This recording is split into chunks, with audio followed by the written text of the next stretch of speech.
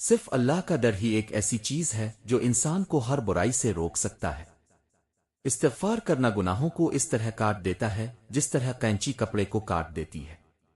دنیا کا سب سے بڑا انصاف یہ ہے کہ یہاں گناہ کے متلاشی کو گناہ اور فضل کے متلاشی کو فضل نصیب ہوتا ہے۔ شخصیت میں اگر عاجزی نہ ہو تو معلومات میں اضافہ علم کو نہیں بلکہ تکبر کو جنم دیتا ہے۔ عورت مرد کی امیری اور غریبی سے بالکل متاثر نہیں ہوتی، وہ تو بس اس مرد سے متاثر ہو جاتی ہے کہ کوئی مرد اسے کتنی عزت دیتا ہے۔ جو بھی چیز انسان کی کمزوری بن جائے وہ ہمیشہ اسی کے ہاتھوں مات کھاتا ہے۔ وضاحت کے چکر میں اپنا وقت برباد مت کرو، لوگ وہی سنتے ہیں جو وہ سننا چاہتے ہیں۔ میں نے دھیمی سی آواز میں کہا، میرے پاس کوئی دوست نہیں ہے۔ اللہ نے قرآن میں جواب دیا، اللہ تعالیٰ کا دوست ہونا کافی ہے۔ تم والدین کے احسانات کا بدلہ ہرگز واپس نہیں کر سکتے، پس اس لیے اللہ سے والدین کے لیے رحمت اور مغفرت طلب کرتے رہا کرو۔ رسول پاک حضرت محمد مصطفیٰ نے ارشاد فرمایا، قیامت کے دن مومن کے میزان میں اچھے اخلاق سے بھاری کوئی چیز نہیں ہوگی، اور اللہ تعالیٰ بے شرم اور بد زبان سے نفرت کرتا ہے۔ مولا علی کرم اللہ وجہہ نے فرمایا، جب تم سے کچھ نہیں ہو رہا ہوتا تو اسے اللہ کے حوالے کر دو، پھر دیکھو کہ کیا ہوتا ہے، اللہ اسی کو وسیلہ بنا دے گا جو تمہاری راہ میں رکاوٹ ہے۔ دو چیزیں ایسی ہیں جس میں کسی کا کچھ نہیں جاتا، ایک مسکراہٹ اور دوسری دعا ہمیشہ بانٹتے رہے۔ اے اللہ مجھے بری عادتوں، برے کاموں، بری خواہشوں اور بری بیماریوں سے بچا، آمین۔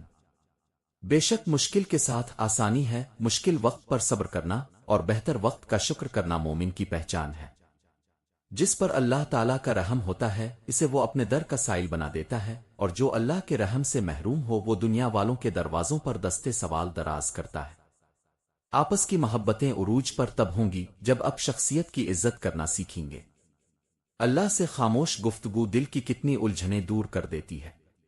دنیا میں جہالت اس لیے نہیں بڑھ رہی کہ دنیا میں علم کی کمی ہے، بلکہ جہالت اس لیے زیادہ ہے کہ ہم گفتگو جیتنے کے لیے کرتے ہیں، کتابیں ڈوب جانے کے لیے پڑھتے ہیں، اور سوال خود کو عقلمند دکھانے کے لیے کرتے ہیں۔ احسان جتلانے سے احسان نہ کرنا بہتر ہے۔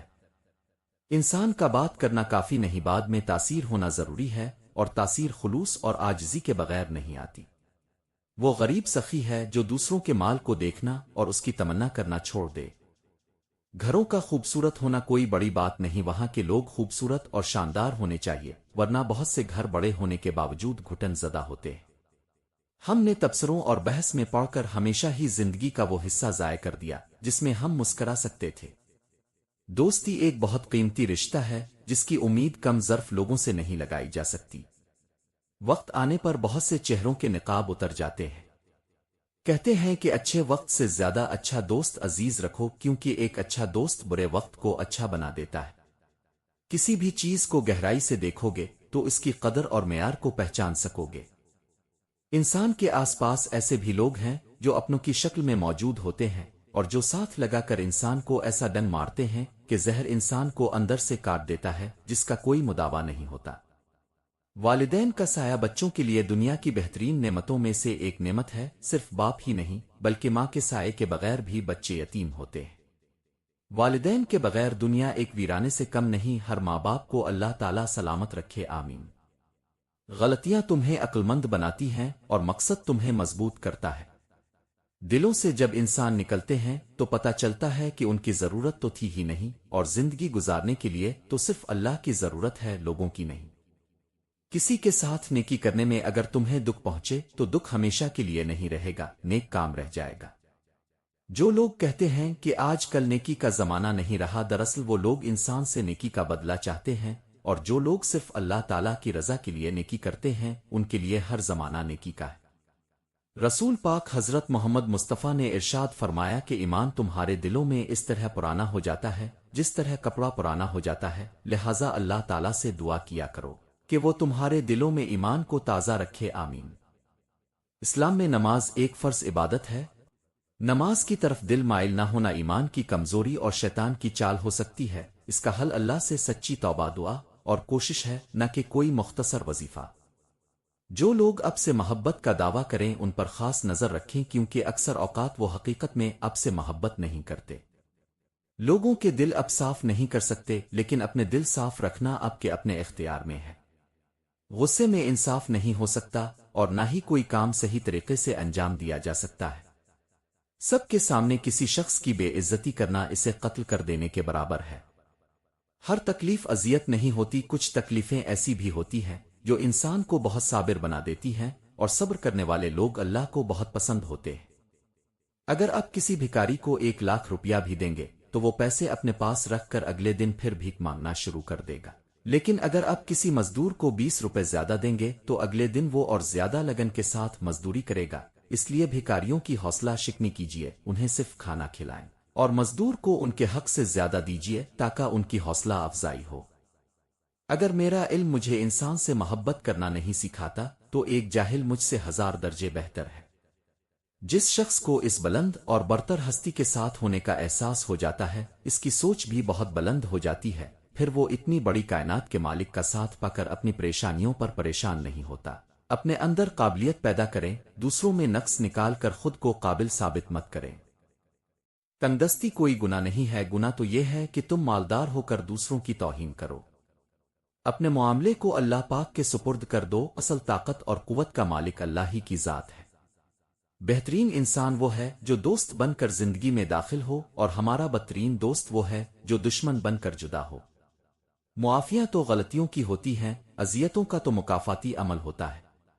غصہ قابل سے قابل انسان کو بھی بے وقوف بنا دیتا ہے، اور تکبر کی بیماری ہمیشہ کے لیے انسان کی عزت کو خاک میں ملا دیتی ہے، جبکہ جہالت انسان کو اندھیرے میں دھکیل دیتی ہے۔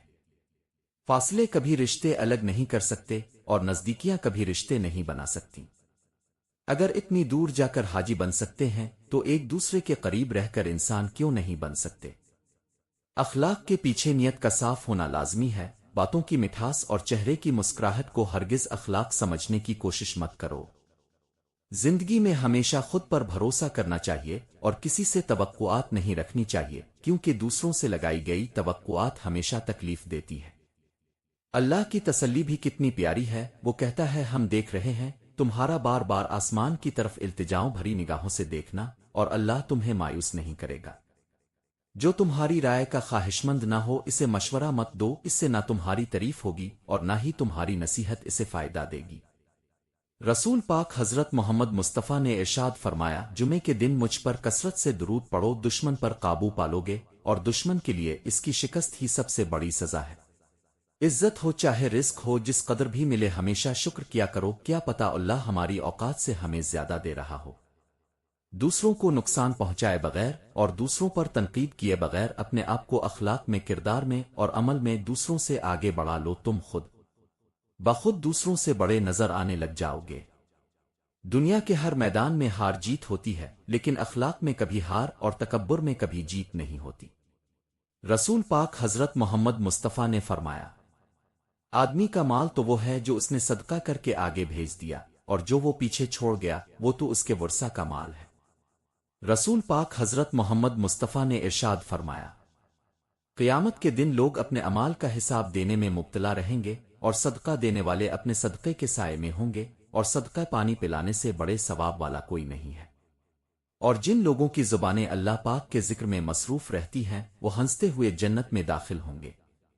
جو شخص بیٹی کے پیدا ہونے پر خوشی کرے تو خوشی کرنا 70 بار خانہ کعبہ کی زیارت کرنے سے افضل ہے۔ اور اگر ہم سے غلطی ہو جائے تو ابلیس کی طرح دلیر نہیں ہونا چاہیے، بلکہ معافی مانگ لینی چاہیے، کیونکہ ہم ابن آدم ہیں، ابن ابلیس نہیں ہے۔ تمہارے نفس کی تربیت کے لیے اتنا ہی کافی ہے کہ تم ان چیزوں سے دوری اختیار کرو جو تمہیں دوسروں میں بری لگیں۔ لوگوں کے خوف سے حق بات کہنے سے پیچھے نہ ہٹنا، کیونکہ نہ تو کوئی موت کو قریب کر سکتا ہے اور نہ کوئی رزق کو دور کر سکتا ہے۔ ان لوگوں کو خوش رکھنے کی کوشش کیجیے اور ان کی رائے کو اہمیت دیجیے، اور ان کو فقط عزت اور احترام دیجیے، ان کے شکوے شکایتیں سنا کریں اور ان کے نخرے اٹھائیں، ان پر اپنا پیار نچھاور کیجیے، اپنی چاہت کے خزانے ان پر لٹائیں اور اپنی دولت ان پر خرچ کیجیے جن کو آپ کی موت سے فرق پڑتا ہو۔ اگر کوئی چیز تقدیر میں نہیں بھی لکھی تو پھر بھی دعا ضرور کرنی چاہیے، کیونکہ تقدیر کے سامنے ہم بے بس ہیں، تقدیر لکھنے والا تو بے بس نہیں ہے۔ گہری باتیں سمجھنے کے لیے گہرا ہونا پڑتا ہے، اور گہرا ہونے کے لیے گہری چوٹیں کھانی پڑتی ہیں۔ ایسی سات خاموش وجوہات جو انسان کو دنیا میں ذلیل اور رسوا کرتی ہیں اور انسان کی عزت مٹی میں ملا دیتی ہے۔ نمبر 1، جھوٹا غرور اور تکبر۔ ایسا شخص جس کے اندر یہ زہر ہو کہ میں ہی سب کچھ ہوں، وہ شخص دوسروں کو کمتر جانتا ہے اور وہ اپنے ہی غرور کی آگ میں جل کر راکھ ہو جاتا ہے۔ تکبر انسان کی خوبیوں کو چھپا دیتا ہے اور خامیاں سب پر ظاہر کر دیتا ہے۔ نمبر 2، وعدے صرف زبان سے نہیں کردار سے نبھائے جاتے ہیں۔ جو وعدے کر کے پورے نہیں کرتا ہے وہ آئندہ کبھی کسی کی نگاہ میں قابل بھروسہ نہیں رہتا، اور عزت وہی کماتا ہے جو اپنی بات کا سچا ہو۔